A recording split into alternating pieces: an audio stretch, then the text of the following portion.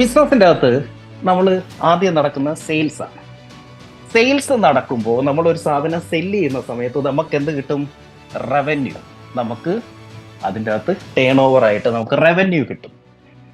Revenue എന്ന് പറയുന്നതും അതിൻ്റെ അകത്തു നിന്ന് കിട്ടുന്ന പ്രോഫിറ്റ് എന്ന് പറയുന്നതും എൻറ്റയർലി ഡിഫറെൻ്റ് ആണ്. റവന്യൂ, ഞാനൊരു സാധനം വിൽക്കുന്നു, ഞാൻ കുറച്ച് സാധനങ്ങൾ വിൽക്കുന്നു, അപ്പൊ എനിക്ക് മൊത്തത്തിൽ കിട്ടുന്ന ടോട്ടൽ ടേൺ ഓവർ ആണ് റവന്യൂ.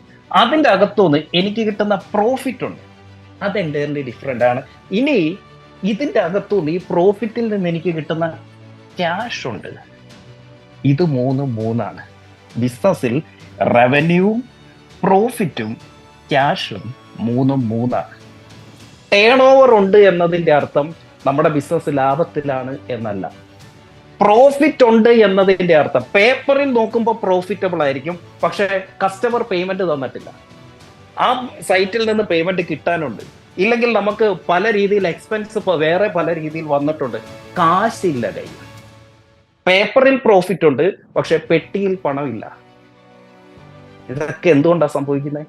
നമുക്ക് കൃത്യമായിട്ട് നമ്മളുടെ വിലയിടാൻ അറിയാത്തത് കൊണ്ടാണ്. എങ്ങനെയാ വിലയിടേണ്ടത്? ഒരു സാധനം അതുപോലെ എടുത്ത് മറ്റ് കസ്റ്റമർക്ക് കൊടുക്കുകയല്ല ചെയ്യേണ്ടത്, അതിന് വാല്യൂ അഡീഷൻ വരുത്തി വേണം കൊടുക്കാനായിട്ട്, മൂല്യം കൂട്ടി വേണം കൊടുക്കാനായിട്ട്. മനസ്സിലാവുന്നുണ്ടോ?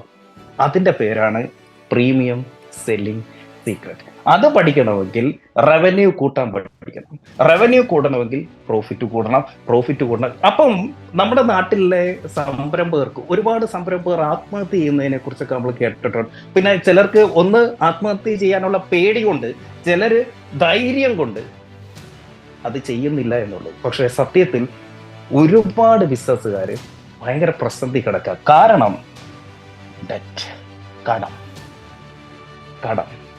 ഈ ഒരൊറ്റ കാര്യം ശ്രദ്ധിച്ച് കേട്ടോണം. ബിസിനസ് വളർത്താൻ കടം വാങ്ങാൻ പാടില്ല. കടം വാങ്ങി ബിസിനസിനെ വളർത്താൻ ശ്രമിക്കരുത്. കാരണം ഇത് നമ്മളുടെ ക്യാഷ് ഫ്ലോയെ ഭയങ്കരമായിട്ട് ബാധിക്കും. എത്ര ലാഭം ഉണ്ടാക്കിയെന്ന് പറഞ്ഞാലും നമ്മുടെ കയ്യിൽ കാശ് കാണില്ല.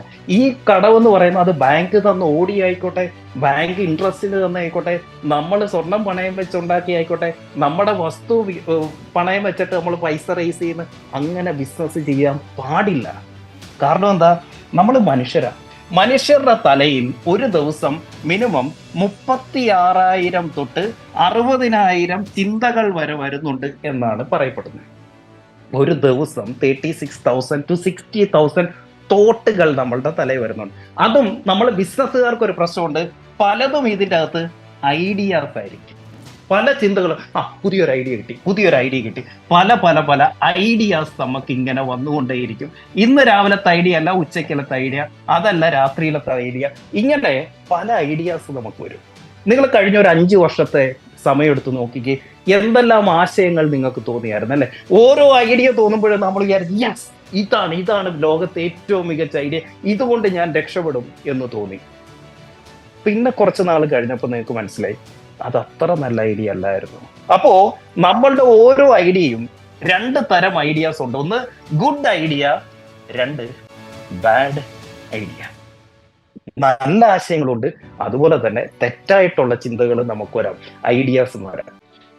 പക്ഷെ ഇതിന്റെ പ്രൊപ്പോർഷൻ നോക്കുമ്പോൾ 100 ഐഡിയ വരികയാണ് നമ്മളുടെ തലയിലെങ്കിൽ 97 എണ്ണവും ബാഡ് ഐഡിയ ആയിരിക്കും. 3 എണ്ണമേ കാണത്തുള്ളൂ ഇതിൻ്റെ അകത്ത് ഗുഡ് ഐഡിയ. എന്റെ ചോദ്യം ഇതാ, ഇങ്ങനെ വന്ന ഈ 97 ഐഡിയക്കകത്തുനിന്ന് ഒരു ഐഡിയ നിങ്ങൾ സെലക്ട് ചെയ്യാണ്. Okay, you are selecting a bad idea. നമുക്കറിയില്ല ഇത് ഗുഡ് ആണോ ബാഡ് ആണോ എന്ന് നമുക്കറിയില്ല. We are selecting a bad idea. എന്നിട്ട് ഈ ഐഡിയ വളർത്താൻ വേണ്ടിയിട്ട് നമ്മൾ എന്ത് ചെയ്യാണ്? കടം കൂടെ എടുക്കുകയാണ്, ബാങ്കിൽ നിന്നോ അല്ലാതെ ഇവിടെ നിന്നെങ്കിലോ ഫണ്ട് റേസ് ചെയ്യാണ്. എന്തിന്? ഈ ബാഡ് ഐഡിയ വളർത്താൻ വേണ്ടി. എന്ത് സംഭവിക്കും? Bad idea plus debt to grow that idea. ഒരു തെറ്റായ ആശയം, ആ ആശയത്തെ വളർത്താൻ വേണ്ടി കടം കൂടെ മേടിക്കുകയാണെങ്കിൽ ഈക്വൽസ് സൂയിസൈഡ്, ആത്മഹത്യയാണ് ഫലം. നിങ്ങളിൽ പലർക്കും, ഇപ്പോൾ എന്നെ കേട്ടുകൊണ്ടിരിക്കുന്ന പലർക്കും പറ്റിയത് ഇതാണ്. ഇപ്പോഴത്തെ ബിസിനസ്സിലായിരിക്കത്തില്ല, ഇതിന് മുന്നേ ചെയ്ത പല ബിസിനസ്സിലും a bad idea plus debt to grow that idea നിങ്ങളെ ആത്മഹത്യയുടെ വക്കിലേക്ക് എത്തിച്ചിട്ടുണ്ട്. ഇത് പറയാൻ എനിക്കെന്ത് അവകാശം എന്ന് ചോദിച്ചാൽ 8 ബാഡ് ഐഡിയ, 8 തെറ്റായിട്ടുള്ള ഐഡിയാസ് നടപ്പാക്കാൻ ശ്രമിച്ച് അതിന് കടം മേടിച്ച് ആ 8 ബിസിനസ് വളർത്താൻ ശ്രമിച്ച ഞാൻ 1.5 കോടി രൂപ കടക്കാരനായിട്ടാണ് അവസാനം എത്തി നിന്നത്. ആത്മഹത്യയുടെ വക്കിലായിരുന്നു. ഒരാൾ പോലും ഇല്ലായിരുന്നു സഹായിക്കാൻ. ബാങ്ക് ഉള്ളതെല്ലാം ജപ്തി ചെയ്തോണ്ട് എന്റെ വണ്ടി ആകെ എനിക്കൊരു 800 ഉള്ളായിരുന്നു. അതുവരെ ജപ്തി ചെയ്ത് കൊണ്ടുപോകുന്ന സ്റ്റേജിലേക്ക്, ജപ്തി ചെയ്ത് കൊണ്ടുപോയി ആ സ്ഥിതിയിലേക്ക് വരെ ഞാൻ എത്തി. കാരണം എന്താ? A bad idea plus debt. ആ ബാഡ് ഐഡിയ വളർത്താൻ വേണ്ടി ഞാൻ കടം മേടിച്ച് കാര്യങ്ങൾ ചെയ്തു. ആത്മഹത്യയാണ് ഫലം. അപ്പോ നമുക്കറിയില്ല ഇതിലേതൊക്കെയാണ് ഗുഡ് ഐഡിയാസ് എന്ന്. അതുകൊണ്ട് ആ ആശയം പ്രൂവ് ചെയ്യുന്നിടം വരെ കടം മേടിക്കാൻ പാടില്ല ബിസിനസ് ചെയ്യാൻ. അപ്പൊ ചോദിക്കും, അപ്പൊ എനിക്കിത് ചെയ്യാൻ പൈസ വേണ്ടേ? ആ പൈസ കണ്ടെത്തുന്നതാണ് നമ്മളുടെ പ്രൈസിങ് സ്ട്രാറ്റജി. ആ പ്രൈസിങ് സ്ട്രാറ്റജിയാണ് നമ്മൾ പഠിക്കാൻ പോകുന്നത്. കടം മേടിക്കാതെ എങ്ങനെ ബിസിനസ്സിൽ ഫണ്ട് ഉണ്ടാക്കാം, എങ്ങനെ അപ്ഫ്രണ്ട് പൈസ മേടിക്കാം, എങ്ങനെ നമ്മളുടെ കസ്റ്റമേഴ്സിനെ കൊണ്ട് റെഗുലർ ടൈമിൽ, എങ്ങനെയാണ് ഈ ലുലു പോലുള്ള, നെസ്റ്റോ പോലുള്ള സ്ഥാപനങ്ങളൊക്കെ ഇത്രയും വലിയ, ഇപ്പം ലുലുവിന്റെ IPO അനൗൺസ് ചെയ്യാൻ പോവാണ് അടുത്ത മാസം. 100 കോടി ഡോളറാണ് അവർ പ്രതീക്ഷിക്കുന്നത്.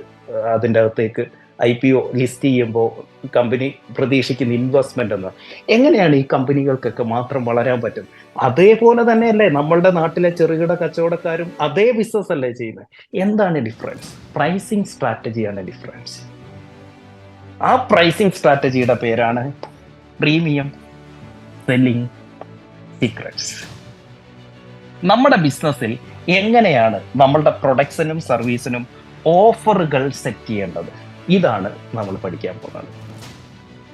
എങ്ങനെയാണ് നമ്മളുടെ പ്രൊഡക്റ്റിന് ഓഫർ സെറ്റ് ചെയ്യേണ്ടത്, എങ്ങനെ നമ്മൾ ഗ്യാരണ്ടി കൊടുക്കണം, എങ്ങനെ വാറണ്ടി കൊടുക്കണം, എങ്ങനെയാണ് കസ്റ്റമർക്ക് ആ ഒരു ഇത് കൂടിയേ തീരൂ, ഇതൊരു ഇറസിസ്റ്റിബിൾ ഓഫർ, അതായത് കസ്റ്റമർക്ക് എതിർക്കാൻ പറ്റരുത്. നമ്മളുടെ ഓഫർ കേട്ട് കഴിഞ്ഞാൽ കസ്റ്റമർക്ക് എതിർക്കാൻ പറ്റരുത്. അവർക്ക് നോ പറയാൻ, അവര് നോ പറഞ്ഞാൽ അവന് തോന്നണം, അയ്യോ ഞാനെന്തൊരു മണ്ടന, ഇത്രയും നല്ലൊരു ഓഫർ കിട്ടിയിട്ട് അതിൽ ഞാൻ നോ പറയുക എന്ന് പറഞ്ഞ് എന്തൊരു മണ്ടന ഞാൻ എന്ന് അവർക്ക് തോന്നുന്ന ആ ഓഫർ എങ്ങനെ നിങ്ങളുടെ ബിസിനസ്സിൽ സെറ്റ് ചെയ്യാം. തിയറി അല്ല കേട്ടോ, ഞാൻ തിയറിയുടെ ആളല്ല. എനിക്ക് പ്രാക്ടിക്കൽ ബിസിനസ് ചെയ്തുള്ള എക്സ്പീരിയൻസേ ഉള്ളൂ. നടപ്പാക്കാൻ പറ്റുന്ന കാര്യം മാത്രമേ. കഴിഞ്ഞ 3 സീസണിലായിട്ട് 1000 ബിസിനസ് ഓണേഴ്സിനെ ഇത് പഠിപ്പിച്ചു വിടുകയും ഒരാൾ പോലും ഇതിൻ്റെ അകത്തുനിന്ന് ഗുണം കിട്ടിയില്ല എന്ന് പറഞ്ഞിട്ടില്ല. ആ രീതിയിൽ നടപ്പാക്കാൻ പറ്റുന്ന റെഡിമെയ്ഡ് സ്ട്രാറ്റജീസ് ആണ്.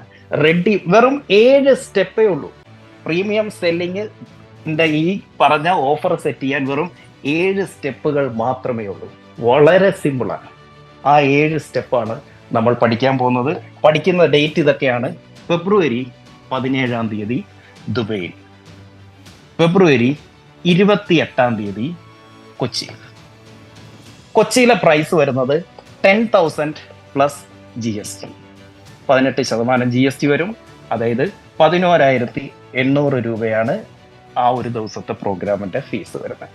പേയ്മെന്റ് ലിങ്ക് ഇപ്പൊ തന്നെ ചാറ്റിൽ വന്നിട്ടുണ്ടായിരിക്കും, നിങ്ങൾക്ക് ചെയ്യാം. ദുബൈയിലാണ് എങ്കിൽ ഇത് വരുന്നത് 750 ദിറംസ് ആണ്. ഇതിന്റെ 1 ഡേ പ്രോഗ്രാമിന്റെ ഫീസ് വരുന്നത് 750 ദിറംസ് ആണ്.